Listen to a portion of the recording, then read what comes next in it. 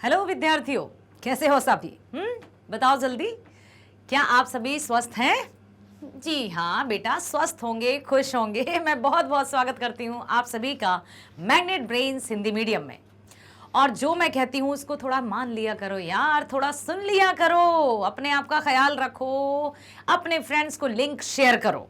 आपको पता है ना कि अभी हम कंप्लीट चैप्टर रिवीजन कर रहे हैं, जो आपके लिए कितना आवश्यक है, कितना लाभकारी है।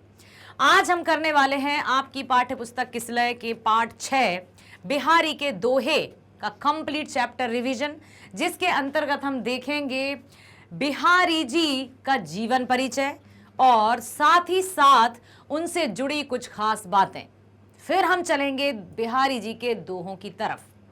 उन दोहों में बिहारी ने क्या बताया है, किस तरह के दोहे कवि लिखते थे, उन सब का वर्णन होगा कंप्लीट चैप्टर रिवीजन में। और साथ ही साथ कुछ महत्वपूर्ण प्रश्नों को भी शामिल किया है। इसलिए मैं आपसे कह रही हूं, बिल्कुल सुन लीजिए ध्यान से, शुरू से लेकर एंड तक मेरे साथ बने रहना ताकि अच्छे से समझ सको, ठीक है? चलो, नाम बिहारी लाल, जन्म 1603, जन्म स्थान बसुआ गोविंदपुर गांव ग्वालियर। गोविंदपुर गांव ग्वालियर। कब? 1603 में। भाषा ब्रज भाषा। ब्रज भाषा कौन सी होती है? जो कृष्ण से संबंधित, कहने का तात्पर्य जब भी कृष्ण से संबंधित रचनाएं होती है ना, उनमें ब्रज भाषा होती है। जब श्री राम से संबंधित रचनाएं होती है तो उनमें अवधी भाषा होती है। सामान्य तौर पर किस तरह की शैली में लिखते थे? मुक्तक शैली, समास शैली। रचना के विषय श्रृंगार, भक्ति और नीतिपरक दोहे। उपलब्धि गागर में सागर भरने की प्रतिभा। कवि बिहारी जी को गागर में सागर भरने वाला कवि कहा जाता है। अब गागर में सागर भरने का तात्पर्य बता दूंगी अभी। मृत्यु हुई 1663 में। 1603 से 1663, ठीक है? सिर्फ जीरो को 6 बनाना है, पूरा याद रखिएगा आप। अब हम ये भी जाने कि जो बिहारी जी हैं, उनकी एक ही रचना है, बिहारी सतसई, ठीक है? जिसमें लगभग 700 दोहे हैं। लगभग 700 दोहे हैं और यही उनकी एक रचना है। इसके अलावा इनकी रचनाओं का कोई इतिहास नहीं मिलता है। बिहारी सतसई इनकी प्रमुख रचना है, जिसमें लगभग 700 दोहे हैं। और एक बात बता दें तो बिहारी जी ने 3 प्रकार से दोहे लिखे हैं। कैसे? कि एक उन्होंने लिखा है श्रृंगार पर आधारित। श्रृंगार का अर्थ होता है प्रेम, ठीक है? दूसरा उन्होंने लिखा है भक्ति पर आधारित, भक्ति, पूजा, ठीक है? और एक उन्होंने लिखा है नीति पर आधारित। नीति, जिसको न्याय भी कहते हैं, ठीक है? तो जो भी हम उनके दोहे, जब भी हम उनके दोहे पढ़ते हैं या जो भी दोहा आपके सामने आने वाला है, उसमें या तो प्रेम का वर्णन होगा, या भक्ति या पूजा का वर्णन होगा, या फिर न्याय और नीति की बातें शामिल होंगी। इन्होंने जो भी दोहे लिखे हैं उनको 3 आधार दिया है, प्रेम से संबंधित, भक्ति से संबंधित और नीति से संबंधित। याद रखिएगा, बिहारी सतसई नाम से इनका एक ग्रंथ है जिसमें उनके लगभग 700 दोहे शामिल हैं। और जितने भी दोहे हैं उनमें ये 3 प्रकार के अर्थ और भाव स्थापित या हैं, ठीक है? चलो पढ़ें। अच्छा, आप मुझे ये बताना, जब मैं दोहे पढ़ूंगी तो आप मुझे ये बताना, क्या आपको कुछ समझ में आएगा? मान लीजिए मैं पहला दोहा पढ़ूंगी तो क्या आप समझ पाओगे कि ये श्रृंगार है? श्रृंगार यहां पर बात की गई है बेटा। श्रृंगार का अर्थ है क्या? प्रेम, ठीक है? एक हम श्रृंगार लिखेंगे, दूसरा हम भक्ति लिखेंगे, और तीसरा हम नीति लिखेंगे। अब हम देखते हैं कि कौन सा दोहा श्रृंगार का है, कौन सा भक्ति का है और कौन सा नीति का है। इतना तो आपको समझ में आ जाएगा। तो दोहे पढ़ने की जो राग और सुर होती है वो हमारे गुरुजनों ने और विद्वान जनों ने, विदुषियों ने भी कई तरीके से दोहे को पढ़ा है, जिससे दोहा पढ़ने में बहुत ही सुंदर लगता है, कर्ण प्रिय लगता है और उसका आनंद भी, मतलब रस भर जाता है। तो यहाँ है, मेरी भव बाधा हरो राधा नागिरी सोए, जातन की झाई परे श्याम हरित दुति होए। क्या आपको कुछ लग रहा है कि ये किस प्रकार का दोहा है? क्या ये श्रृंगार दोहा है, भक्ति दोहा है या नीति दोहा है? मेरी कैसे? अच्छा, एक बार पढ़कर बताती हूँ। एक दोहा राग में पढ़ूंगी, उसके बाद नहीं पढ़ूंगी भैया, कॉपीराइट लग जाता है यार। ठीक है, कैसे?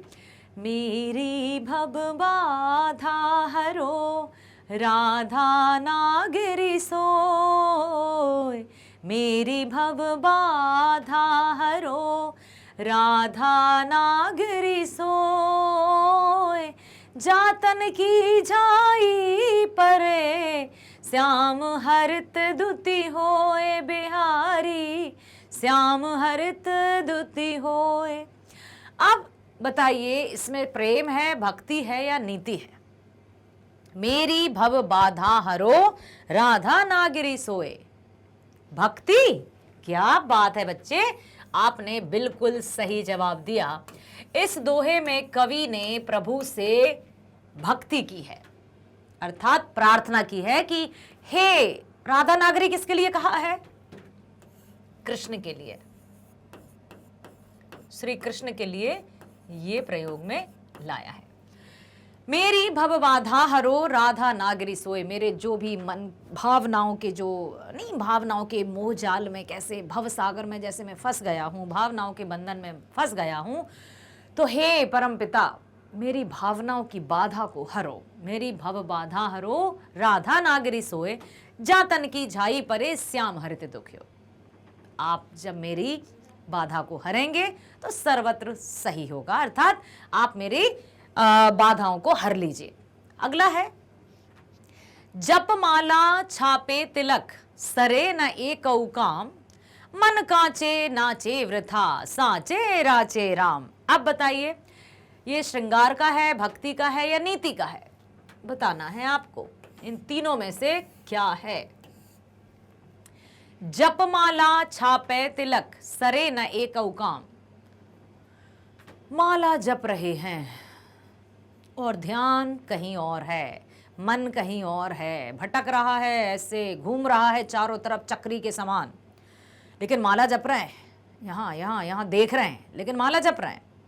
तो जप माला छापे तिलक सरे न एक काम, माला जप रहे हैं, लंबा चौड़ा तिलक लगाए हैं, रामानंदी तिलक लगा लिया है, चंदन लगा लिया है और दिखा रहे हैं कि देखो हम कितने बड़े भक्त हैं। जप माला छापे तिलक सरे न एक काम, माला जपने से या राम नाम के छापे की चादर ओढ़ने से या बड़ा सा तिलक धारण करने से कोई ईश्वर की भक्ति में ही लीन नहीं कहलाएगा। यदि मन आपका स्थिर नहीं है तो ईश्वर आपके मन में कदापि नहीं विराजित होंगे। ठीक है, जपमाला छापे तिलक सरे न एक काम, मन कांचे नाचे वृथा साचे राचे राम। तो मन कांचे नाचे वृथा साचे राचे राम, अर्थात यदि मन में सच्चाई का वास होगा तो प्रभु का निवास मन में ही होगा। माला जपने की आवश्यकता नहीं है, राम नाम के छापे की दुशाला ओढ़ने की आवश्यकता नहीं है, या लंबा लंबा तिलक धारण करने की आवश्यकता नहीं है। तो ये कैसा होगा? ये भी होगा, कौन सा होगा? नीति में जाएगा या श्रृंगार में जाएगा? बताओ बेटा, न्याय में जाएगा? तो ये जाएगा तो भक्ति में ही जाएगा। कर दें क्या? चलो भैया, अब है, बतरस लालच लाल की मुरली धरी लुकाई, सोह करे भोहन हसे देन कहे नट जाई। ये तो भैया, ये जो है ना वो है श्रृंगार, अर्थात प्रेम, प्रेम का है ये तो। बतरस लालच लाल की मुरली धरी लुकाए, सोह करे भोहनु हसे देन कहे नटी जाए। अब श्री कृष्ण के हाथों में क्या रहती है? मुरली। और क्या करते हैं कृष्ण? मुरली की तान में जब खो जाते हैं तो पूरी प्रकृति उनके वश में हो जाती है। जीव जंतु, पेड़ पौधे, पशु पक्षी सब और उनकी मुरली की ओर खिंचे चले जाते हैं। अब जो गोपियां हैं और राधा हैं, उन्हें मुरली से हो गई है ईर्ष्या। क्यों?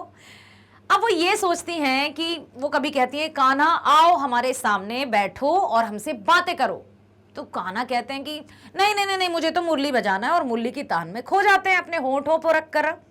होठों पर रखकर मतलब होठों को क्या कहते हैं? अधर। अधरों पर रखकर मुरली की तान में खो जाते हैं।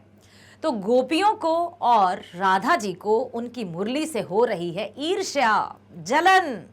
तो उन्होंने क्या किया? बतरस लालच लाल की मुरली धरी लुकाए। बातें करने के लिए, कृष्ण से बातों के मोह में या कृष्ण से बातें करने के लालच में उन्होंने कृष्ण की मुरली को छुपा लिया। बतरस लालच लाल की मुरली धरी लुकाए। लुकाए मीन्स छुपाना, लुकाए मीन्स छुपाना, ठीक है, छुपा ली। सोह करे भोहनु हसे देन कहे नटी जाए। अब कान्हा कहते हैं बताओ जल्दी कहां है मेरी मुरली? नहीं नहीं नहीं कान्हा, हमारे पास नहीं है तुम्हारी मुरली। जल्दी बताओ राधे, क्या मेरी मुरली तुम्हारे पास है? राधा कहती नहीं कान्हा, नहीं है मेरे पास कृष्णा। गोपियों से कहते हैं क्या तुम्हारे पास है? सब के सब नट जाती हैं। नट जाती हैं अर्थात मना कर देती हैं। देन कहे नटी जाए, मना कर देती हैं, ठीक है। बतरस लालच लाल की मुरली धरी लुकाए, सोह करे भोहनु हसे देन कहे नटी जाए। अर्थात अब जब कृष्ण कहते हैं कि तुम्हारे पास ही है तो वो भों चढ़ाती हैं और हंसती हैं। जब कृष्ण कहते हैं ठीक है मैं जाता हूं, नहीं है ना तुम्हारे पास मुरली, मैं जाता हूं, कहती अरे कान्हा रुको तो, बता देंगी हम की मुरली कहां है, पहले थोड़ी देर बैठो तो हमारे साथ बातें तो करो। कृष्ण समझ जाते हैं कि मुरली तो इन्हीं के पास है। तो इसमें प्रेम अर्थात श्रृंगार का वर्णन है। अब चलते हैं आगे की तरफ। जब जब वह सुधि कीजिए तब तब सुधि जाही, आँखिनी आँखी लगी रहे आंखें लागत नाही। जब जब वह सुधि कीजिए तब तब सुधि चाही। जब किसी सुधि मतलब सॉरी याद करना, जब किसी प्रेमी द्वारा प्रेमिका को याद किया जाता है, या मान लीजिए हम राधा और कृष्ण का उदाहरण ले लें कि राधा जब कृष्ण को याद करती हैं, कब याद करती हैं? जब कृष्ण मथुरा चले गए, ठीक है, तो अब उनको याद आती है उनकी, तो वे क्या कहती हैं? जब जब वह सुधि कीजिए तब तब सुधि जाए, तब तब याद आती है, आंखें ने आंखी लगी रहे आंखें लागती नाए। अब उनसे जो नैन लड़ गए हैं, आंखें चार हो गई हैं, तो अब तो नींद भी नहीं आती है। हो सकता है इसमें भी यही बताया है। बताइए इसमें कौन सा होगा? क्या इसमें श्रृंगार होगा, प्रेम होगा? देखेंगे हम अभी, ठीक है। आगे चलते हैं।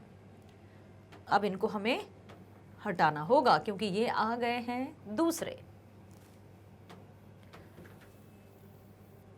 देखो, नर की अरु नल नीर की गति ए कई करी जोए, जे तो नीचे हवे चले ते तो ऊंचो होए।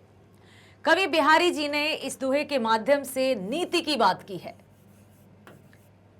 नीति की बात की है, न्याय की बात की है और सच्चाई की बात की है, ठीक है। सच्चाई, जीवन की हकीकत। जिस तरह से कबीर के दोहे नीति के दोहे कहलाते हैं ना, उसी तरह से बिहारी जी ने भी नीति के दोहे लिखे हैं। नर की अरु नल नीर की गति एकई करी जोए। नर की अरु नल नीर की, नर अर्थात क्या होता है? मनुष्य, मनुष्य होता है ना बेटा। नर की अरु नल नीर की, नीर अर्थात होता है जल, नल मतलब जहां से पानी आता है। तो यहां पर कवि ने मनुष्य और नल की स्थिति एक सी बताई है। क्या कभी हमने सोचा था कि मनुष्य और नल की तुलना की जा सकती है?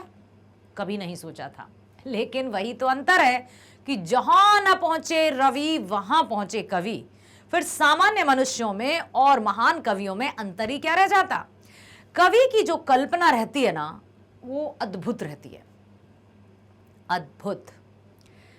नर की अरु नल नीर की गति एकई करी जोए, जे तो नीचो हवे चले ते तो ऊंचो होए। अर्थात ये कहना चाहते हैं कि जिस तरह से नल को ऊंचा किया जाता है फिर नीचा किया जाता है, अर्थात जितना उसको झुकाया जाता है उतना ही उसके पानी की गति तेज होती है, अर्थात जितना वो झुकेगा उतना ही पानी तेज आएगा। उसी प्रकार से मनुष्य जितने अच्छे से, अर्थात जब मनुष्य अपने व्यवहार में विनम्रता लाएगा तभी वो ऊंचाइयों पर जाएगा।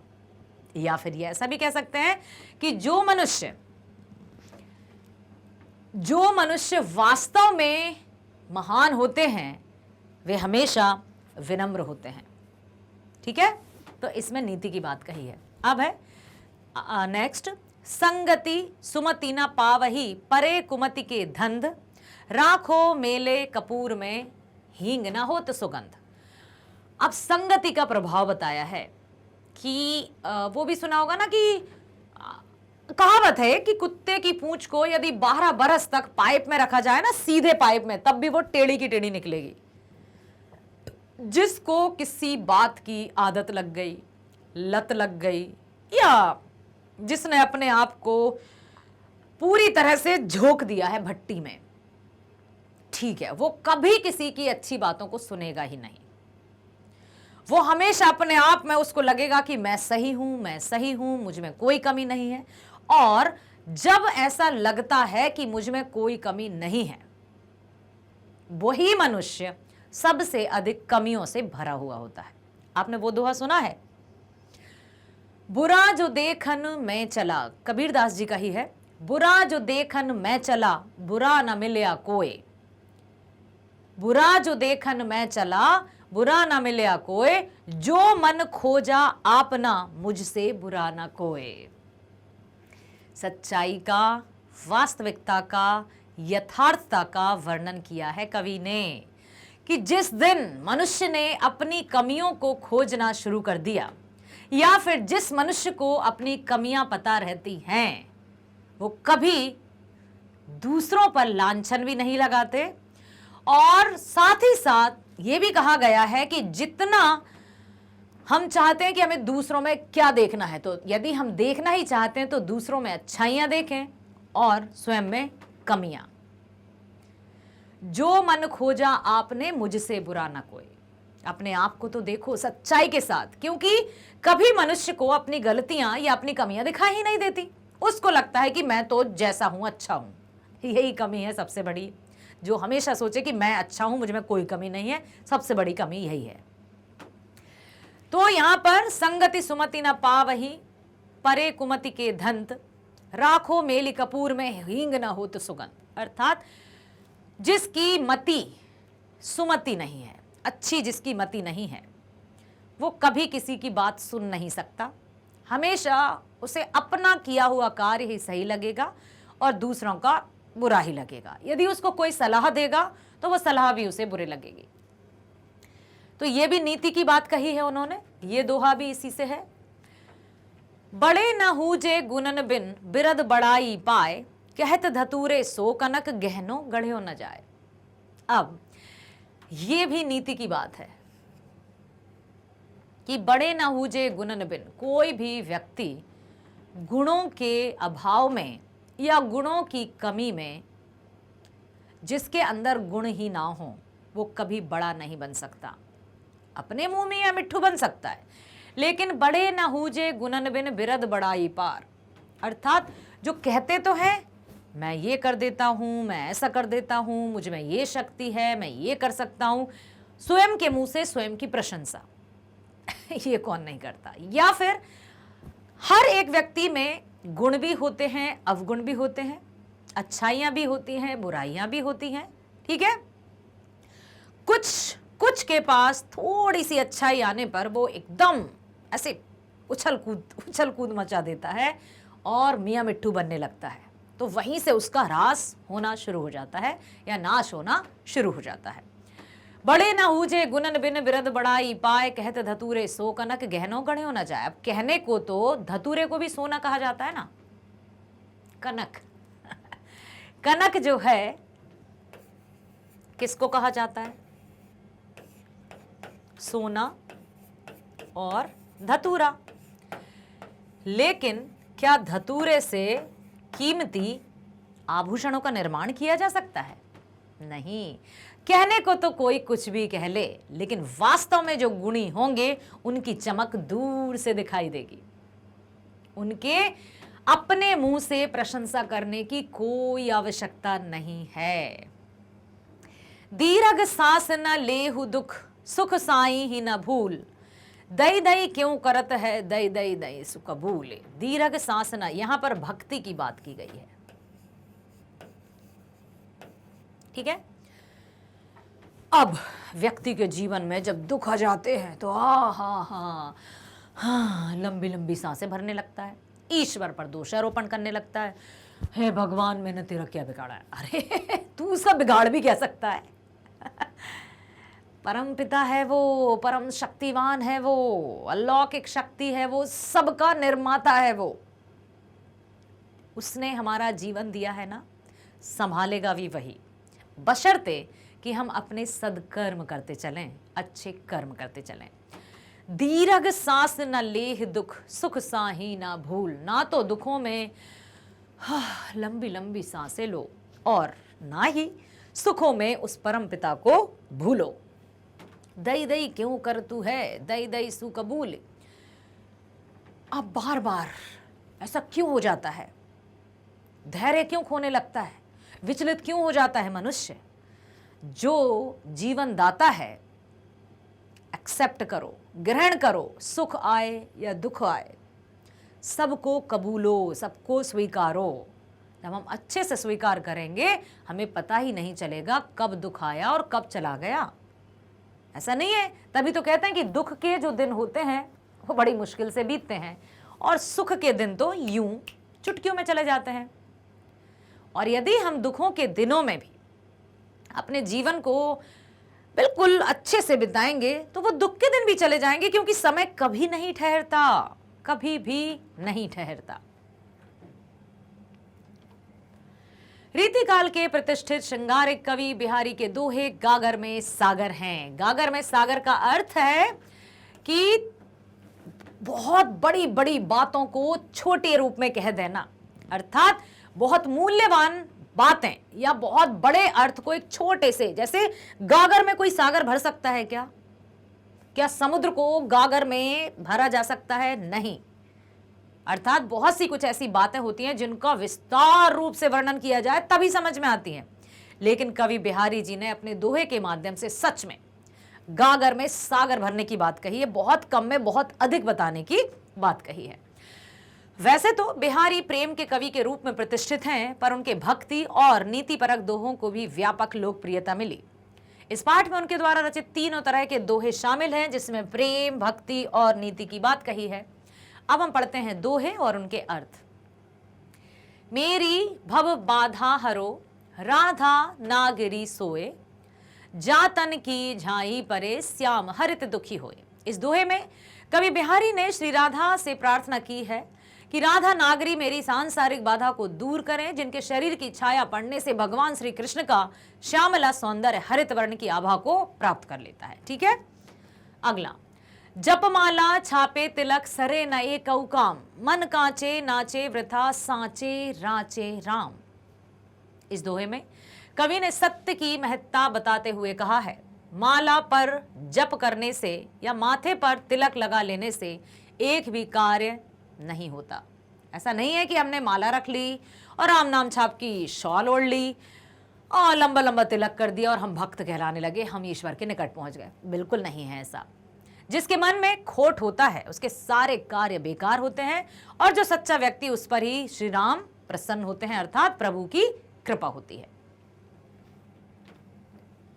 बतरस लालच लाल की मुरली धरी लुकाए, सोन कहे सोह करे भो हनु हसे देन कहे नट जाए। तो इस दोहे में भगवान श्री कृष्ण और राधा के प्रेम को दिखाते हुए कवि ने कहा है कि राधा भगवान श्री कृष्ण से वार्तालाप रूपी आनंद की प्राप्ति के लोभ में, यहां हम कहें तो राधा के साथ साथ गोपियां भी, क्योंकि राधा भी एक गोपी ही थी, ठीक है, गोपियां। इस दोहा में भगवान श्री कृष्ण और राधा के प्रेम को दिखाते हुए कवि ने कहा है कि श्री राधा भगवान श्री कृष्ण से वार्तालाप रूपी आनंद की प्राप्ति के लोभ में क्या करती हैं? श्री कृष्ण की मुरली छुपा लेती हैं। और जब कृष्ण पूछते हैं तो कहती नहीं नहीं कान्हा, तुम्हारी मुरली हमारे पास नहीं है, सच्ची नहीं है। हंसती हैं, कहीं भोए चढ़ाती हैं।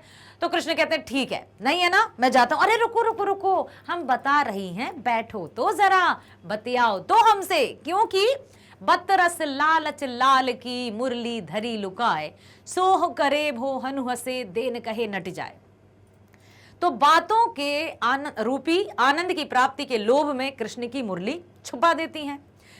श्री कृष्ण को जब राधा पर शक होता है या जब गोपियों पर थोड़ा सा संदेह होता है तो वे नहीं कहती है।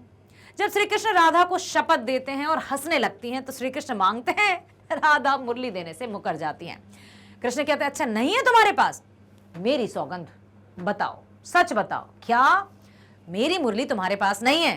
तो हंसने लगती हैं, अर्थात बात को टाल देती हैं। उन्हें तो श्री कृष्ण से बातें करनी है, उनके साथ समय बिताना है कि कम से कम जो मुरली है उनके हाथों में हमेशा रहती है, अधरों पर रखे रहते हैं, क्यों ना इनकी मुरली ही छुपा ली जाए। ठीक है, चलते हैं आगे। जब जब वह सुधी कीजिए तब तब सुधी जाही, आँखिनी आँखी लगी रहे आँखें लागती नाही। यहां पर कवि ने भक्त और भगवान की स्थिति का वर्णन किया है कि भगवान जब भक्त की जो याद है या सुधि लेकर कृपा करते हैं तो भक्त उनके कृपा पाकर अचेत हो जाते हैं। जब ईश्वर की कृपा भक्त पर होती है तो भक्त पूरी तरह से अचेत हो जाता है और भगवान की सुधि भक्त को समाप्त कर देती है, अर्थात भगवान भक्त को देखते हैं तो भक्त की आंखें बंद हो जाती हैं।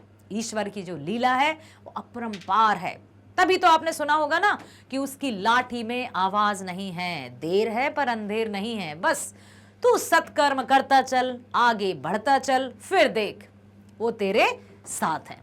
इसलिए ये भी कहा है कि God help those who helps themselves. ठीक है, पढ़ें आगे। नर की अरु नल नीर की गति एकई करी जोए। किसकी तुलना किससे की है? मनुष्य की तुलना नल से की है। नल, नर की अरु नल नीर की गति एकई करी जोए, जे तो नीचो हवे चले ते तो ऊंचो होए। नल को जितना हम झुकाएंगे उतना ही उसमें तेज पानी आएगा। उसी प्रकार से जो महान व्यक्ति रहते हैं, जो गुणवान व्यक्ति रहते हैं, वो विनम्र होते हैं, अर्थात झुके हुए होते हैं। ठीक है, इस दोहे में कवि बिहारी ने मनुष्य और नल के जल की तुलना उपमा अलंकार के माध्यम से की है। मनुष्य और नल के जल की एक गति है, मनुष्य जितना विनम्र होता है उतना ही समाज में ऊंचा स्थान प्राप्त करने लगता है। उसी प्रकार नल जितना नीचे रहता है उसके जल की स्थिति या उसके जल की गति उतनी ही तीव्र होती है। तो विनम्रता ही है जो व्यक्ति को ऊंचाई पर ले जाती है, विनम्रता ही है जो व्यक्ति को महान बनाती है। तो जब कभी हम अपने लक्ष्य की प्राप्ति कर लें, अपने मन से विनम्रता के भाव को कदापि नष्ट मत होने देना, हमेशा विनम्रता अपने मन में बसाए रखना। चलो आगे चलते हैं। अगला है संगति सुमति न पावही, परे कुमति के धंध, राखो मेली कपूर में हींग न होत सुगंध। इस दोहे में बिहारी ने सत्संगति की ओर ध्यान दिलाने का प्रयास किया है कि मनुष्य अच्छे व्यक्तियों की संगति नहीं पाकर बुरे आचरण में लग जाता है, जबकि मनुष्य को चाहिए कि अपने आसपास की संगति को सुदृढ़ करे, अर्थात अच्छी संगति में रहे। लेकिन नहीं, मुझे नहीं रहना, मुझे किसी की संगति में नहीं रहना। ऐसे लोगों को सुधारना मुश्किल होता है। जो स्वयं सुधरना नहीं चाहते उनको कोई नहीं सुधार सकता। इसलिए कभी कभी आपने अपने टीचर से भी जरूर सुना होगा कि बेटा पढ़ लो, सेल्फ स्टडी बहुत जरूरी है। कक्षा में 30-40 स्टूडेंट्स रहते हैं, सबको एक ही टीचर पढ़ाता है ना। कुछ लोग बहुत अच्छे से समझकर, बहुत अच्छे से लिखकर परीक्षाओं में अव्वल नंबर लाते हैं, या अव्वल आ जाते हैं, कुछ लोग बहुत कम लाते हैं। क्या कारण है? ध्यान। ध्यान नहीं दिया, बात को महत्व नहीं दिया, बस अपने आप में खोए हुए हैं। इसलिए यहां यह बताया है कि इस दौर में बिहारी ने सत्संगति की ओर ध्यान दिलाने का प्रयास किया है कि हमेशा हमें अच्छी संगति में ही रहना चाहिए। मनुष्य अच्छे व्यक्तियों की संगति नहीं पाकर बुरे आचरण में लग जाता है और ऐसे व्यक्तियों को सुधारना तो असंभव है, कुत्ते की पूंछ की तरह। चाहे हम कितने ही प्रयास ना कर लें, जैसे हींग को कपूर में रख देने के बाद भी हींग में कपूर की सुगंध तो नहीं आती ना। अगला, बड़े न हूजे गुणन बिन बिरद बड़ाई पाए, कहत धतूरे सो कनक गहनो गढ़ो न जाए। नाम नाम नाम, मेरा नाम ये है, मेरा भी नाम यही है। हाँ भाई, मेरा भी नाम यही है। तो नाम यदि एक सा होगा तो क्या काम भी एक सा होगा? हमने जब छोटे थे कहानी पढ़ी थी, नाम बड़ा या काम। एक का नाम था गरीब बाई और दूसरी का नाम था लक्ष्मी, ऐसा कुछ याद सा है। तो जो लक्ष्मी थी राजरानी, एक थी गरीब बाई, एक का नाम था गरीब बाई और दूसरी थी राजरानी। ऐसा याद सा आ रहा है, हो सकता है कुछ भूल गए हो। अब कोई रास्ते से गुजरता है तो एक स्त्री लकड़ियों का गट्ठर अपने सिर पर लेकर जाती है। कोई मिला उससे रास्ते में, तो उसने पूछा वो गांव कहाँ है, और कुछ रास्ता पूछा। एक राहगीर था, उसने पूछा कि वो गांव कहाँ है, तो उसने बता दिया उस ओर। आपका नाम क्या है? तो वो बोलने लगी मेरा नाम राजरानी है। राहगीर हंसने लगा, राजरानी, राजरानी और सिर पर लकड़ी का गट्ठर ये कैसा नाम? अब क्या करती बेचारी? फिर और आगे जाता है वो, ठीक है। वहां पर राजसी ठाट बाट में, राजसी ठाट बाट था, बिल्कुल जो थे वो पंखा झाल रहे थे बेहतरीन तरीके से। अरे ये कौन है, किसकी पालकी जा रही है? ये पालकी में सजे धजे एकदम। किसकी पालकी जा रही, किसकी पालकी जा रही? ये गरीब बाई की पालकी जा रही है। हाँ, गरीब बाई, गरीब बाई है ये। हाँ, इनका नाम गरीब बाई है। तब जाकर उस पथिक को समझ में आया, उस राहगीर को समझ में आया कि नाम से कुछ नहीं होता, काम सबसे बड़ी चीज होती है। ठीक है, कि यदि काम मनुष्य ने सही किया है तो उसका जो पहचान है उसके कार्य से होती है, उसके कर्म से होती है। किसी भी तरह से हमें किसी के नाम का उपहास नहीं करना है। देखा ना, राजरानी लकड़ियों का गट्ठर ढो रही थी और गरीब बाई पालकी में सजकर हाथी की सवारी पर जा रही थी, हाथी की सवारी कर रही थी। तो बड़े न हूजे गुणन बिन बिरद बड़ाई पाए, कहत धतूरे सो कनक गहनो गढ़ो न जाए। इस दोहे में कवि ने गुणवान बनने को कहते हुए कहा है कि जिसके पास गुण नहीं है उसका गुणगान कितना भी हम कर लें वह महानता को प्राप्त नहीं कर सकता। जो गुणहीन है हम उसकी कितनी भी चर्चा कर लें, कितनी भी बड़ी बड़ी बातें कर लें उसके विषय में, वो महान नहीं बन सकता। जैसे धतूरा को कनक की संज्ञा तो दे सकते हैं लेकिन उससे गहना तो नहीं बना सकते ना। धतूरे को कनक तो कहा जा सकता है लेकिन क्या धतूरे से आभूषण बनाए जा सकते हैं? नहीं। इसलिए व्यक्ति की जो पहचान है उसके गुणों से होती है, ना कि उसके ऊपरी दिखावटी जो है उससे। ठीक। अगला है, दीर्घ सांस न लेहु दुख, सुख साई न भूल, दई दई क्यों करतू है, दई दई सो कबूल।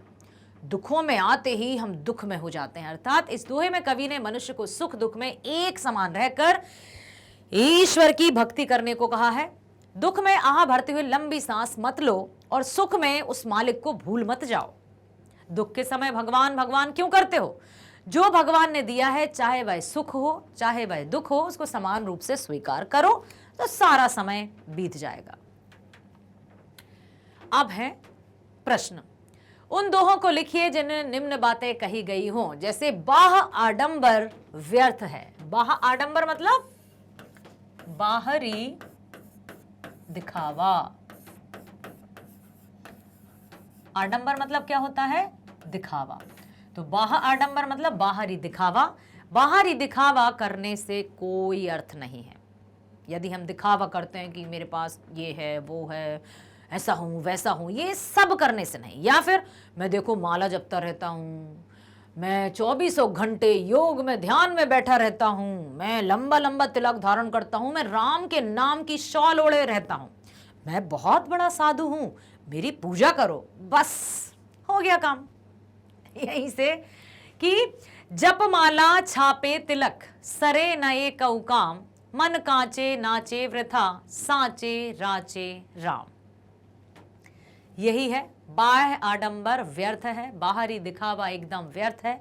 सच्चे मन से प्रभु की आराधना करेंगे तो प्रभु हमारे मन में ही है। ठीक है, ठीक है कि साच बराबर तप नहीं, झूठ बराबर पाप, जाके हृदय साच है ताके हृदय आप। ये कबीरदास जी का दोहा है, बिल्कुल इसी से मिलता जुलता, कि साच बराबर तप नहीं, झूठ बराबर पाप, जाके हृदय साच है ताके हृदय आप। अर्थात जो सच्चाई से अपने जीवन को व्यतीत करता है, परमात्मा उसके हृदय में निवास करते हैं। आया समझ में? Very good. अच्छा एक बात बताओ,